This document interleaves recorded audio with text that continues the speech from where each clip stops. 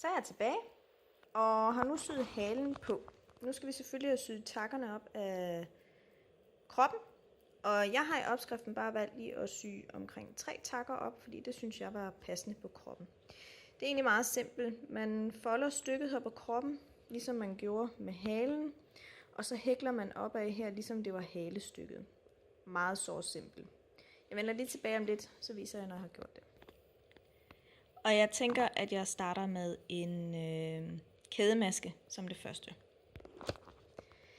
Godt. Så har jeg lavet 3 takker op ad kroppen. Så jeg starter med en kædemaske, og så selvfølgelig mine 3 takker. Og jeg afslutter med en kædemaske. Når jeg har gjort det, så fører jeg tråden med en nål ind igennem kroppen, og så syr jeg det på bagsiden, så den bliver gemt væk. Som I kan se, så har jeg valgt, at halen den skal være ret langt nede ved kroppen, sådan at han selvfølgelig har lidt balance, når han står her. Så kan man jo rette tingene efterhånden, som man vil. Så det var takker på halen.